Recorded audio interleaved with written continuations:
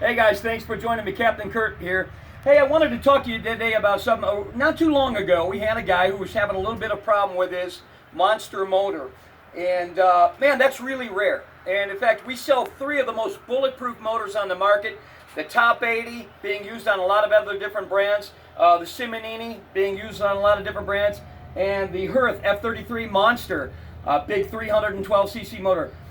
We sell hundreds of units. We rarely have any issues, and when it is, it's usually some problem that, you know, got overlooked in maintenance or just general pre-flight maintenance and things. You do have to do upkeep on these motors. There's very little that need to be done with these motors because they're so unbelievably bulletproof.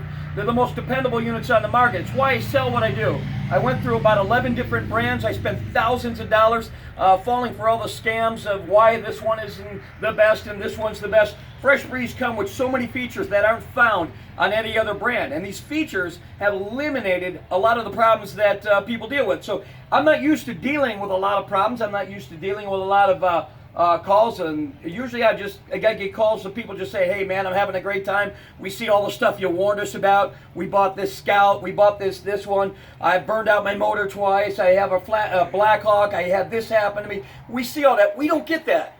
And so when a gentleman, a friend of ours, one of my students, started having a problem, I didn't know he was having problems. With 3 years after I sold him a unit, I started learning that he was having problems with one of his motors. And he was kind of complaining to people that, you know, it must be the, you know, it's got to be Fresh Breeze. And he was very upset. I can understand. He's being frustrated. And he wants to fly. A lot of the stuff that we saw could have definitely been prevented. It seemed that he was working on his motor. And I don't know if he had somebody working on it or if he was working on it. He already said he doesn't really, he's not a mechanical guy. He kind of said that in one of his things where he was making a small little video. And whoever he sent it off to clearly didn't know what they were doing either.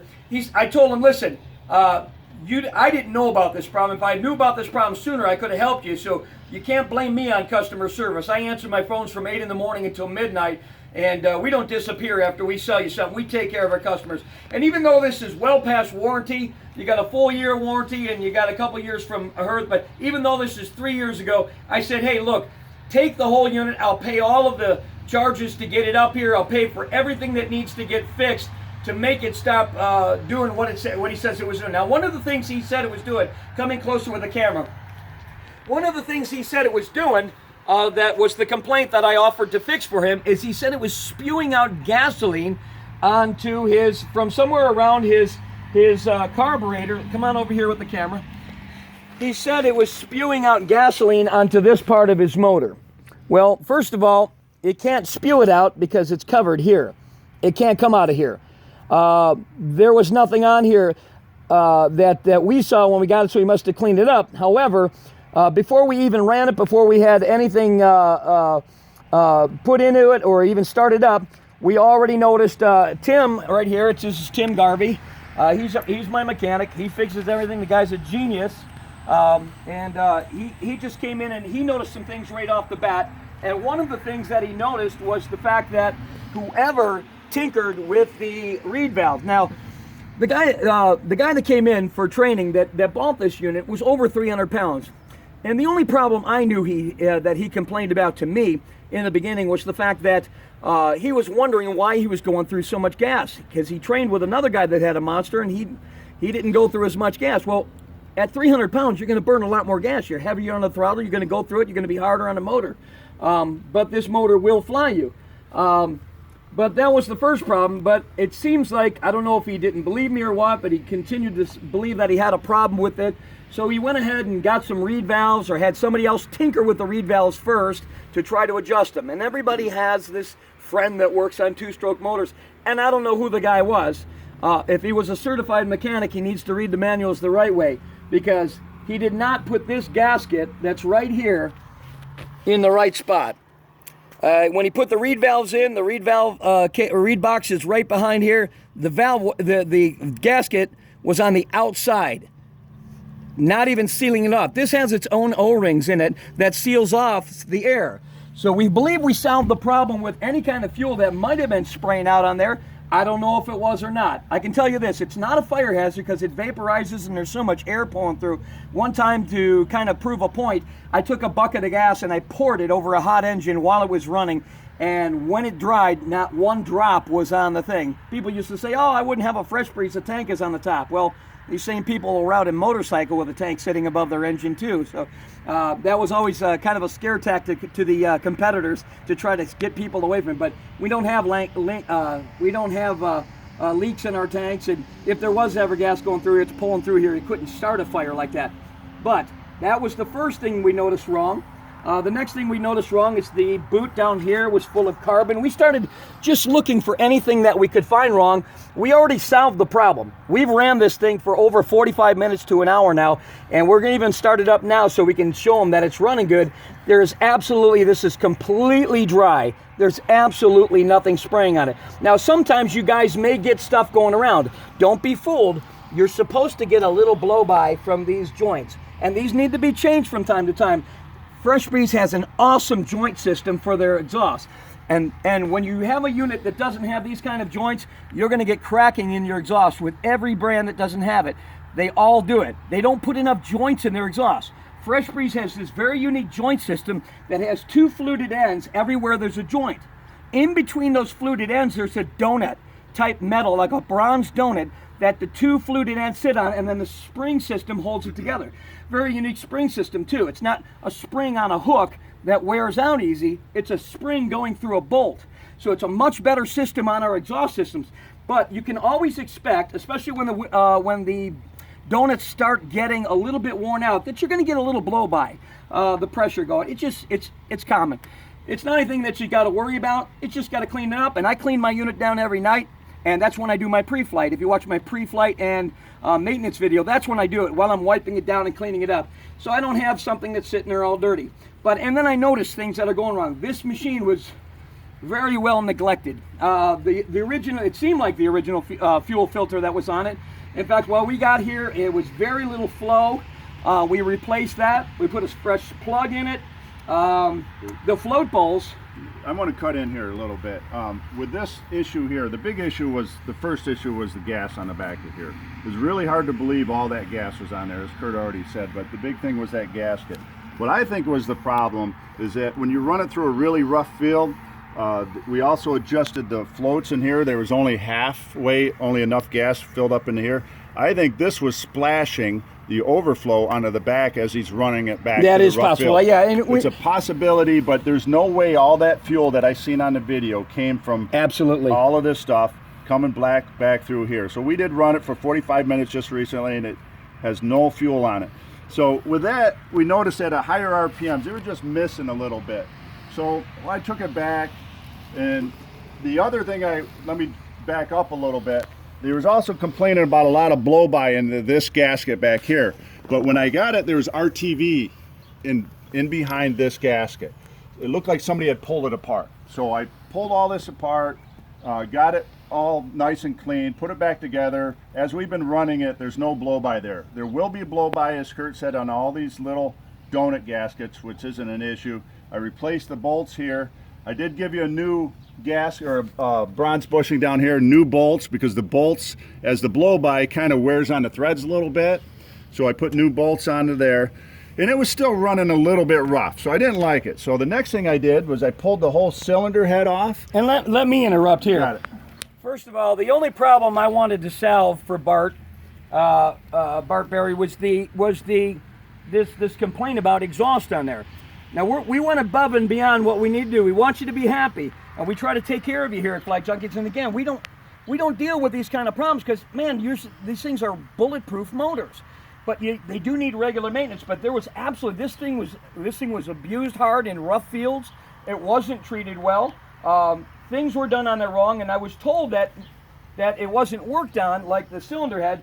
We found RTV seals, so this motor had been apart. So somebody that worked on it, and also this motor, Tim will tell you, this motor is designed not to have any gaskets near the cylinder head. It's a very unique feature of Earth, and they're designed not to have it so that the heat can dissipate from the motor quickly without having a stop wall of a gasket or silicone.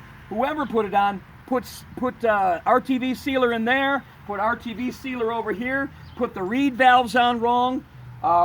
And we also noticed that they may have jiggled some of the wires on his stator coil, or the is it the coil? Yeah, the coil.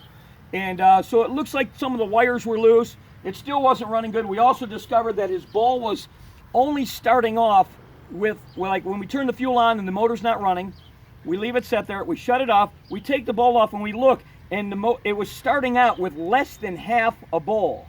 So there are some points when the motor is, if he's heavy on throttle for a long time, and heavy people sometimes stay on throttle a long time, if he had it killing out on him, shutting off on him, it's starving for fuel. He's using up in the bowl faster than it can feed. Couple that with the fact that the fuel filter was so clogged, it seemed like the original one, nothing was coming through. In fact, it totally quit while we took the fuel line off. We couldn't even blow fuel out of it by putting pressure on this and blowing into the tank. We could barely get fuel to come out.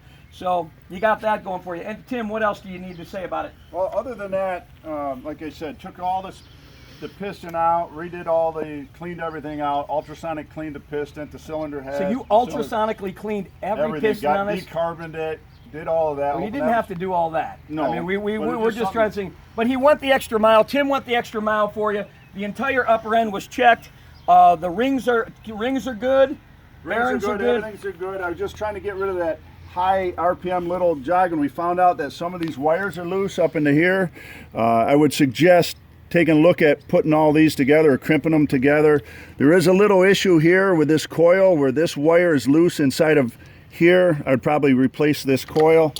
But as of now, it's running perfect. No fuel on no fuel. So we solved your problem. I hope this helped you out. We want you to be happy here at Flight Junkies. And again, we just don't deal with these kind of issues. Tim, how many motors do you see we go through? And I rebuilt a lot of Simoninis just because a lot of guys I got 650 hours on my first one. I rebuild those just to keep them up. That's a lot. I have never taken a Monster apart just because there's no problems with them. The F-33, I don't have any issues with it. It's a little heavier motor, but it's a great built motor. It's a tank. I got one that's in my garage that's almost 6 years old. Almost 6 years old. My personal unit, I haven't even rebuilt it yet. I do my regular maintenance. I changed the plug. I changed the bolts on the exhaust, and I changed spark plug belts and bolts. That's about it. And I put fuel in it. I run it 40 to 1, and I never have any issues. So for me to see something like this was kind of upsetting.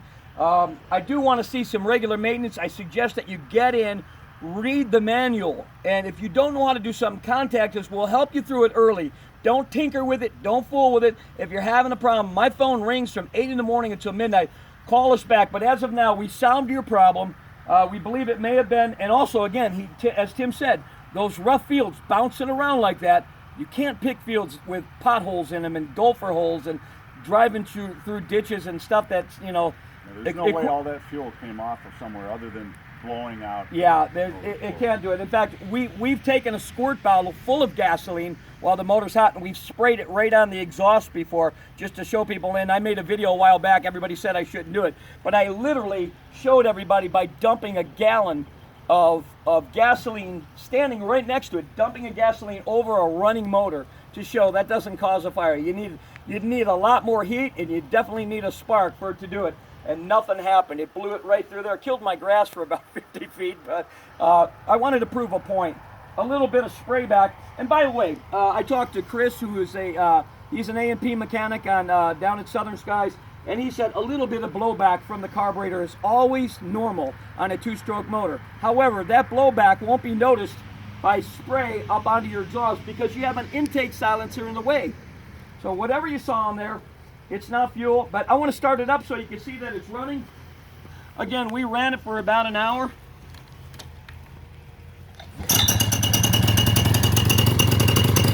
That's pretty start on the first pull. We love that.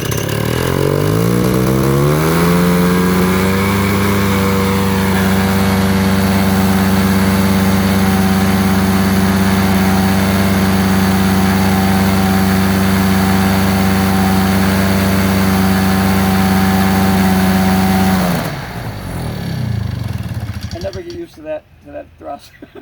That is a lot of power. That is a lot of balls. The Monster lives up to its name. We got it fixed for you, Bart. I hope you're happy. We're going to be shipping it back to you. Check out that coil. That wire seems a little bit loose. If it's running a little rough for you, we kind of saw that. Also, you did not have, if you watch my full assembly, when we called Bart, when you take the cage off, when he sent it to us, all you have to do is take these off and pop this off. For some reason, he didn't send us these, which I thought, if he's running that, one time he got his props hitting into the net. Well, if you're bouncing around in a field and you've got this thing all rubber motor mounted with big rubber motor mounts, you can't take off in a field full of speed bumps and railroad ties and groundhog holes. You can't do that. You got to pick a smooth surface to run this thing. It doesn't have to be real smooth. It's got to be smooth enough that you're not jostling the whole motor and banging it all over hell, and you can't drive it into a gopher hole and not expect to have some problems. I don't even know a car that could handle some of the groundhog holes we have out here, but we got it. I think we went beyond and above Timmy. I thank God for him, because man, he took this thing back. He gets up in the air. He ultrasonicked everything, all the parts. Look at your cylinder head, looks like brand new. We're gonna send it back to you, and hopefully this will solve some of the problems. Please read the maintenance manual. If you have any issues, call us again. We're glad to help you. I know it's well past warranty, but I hope this satisfies you, and we're gonna send it back to you. And thanks for joining us.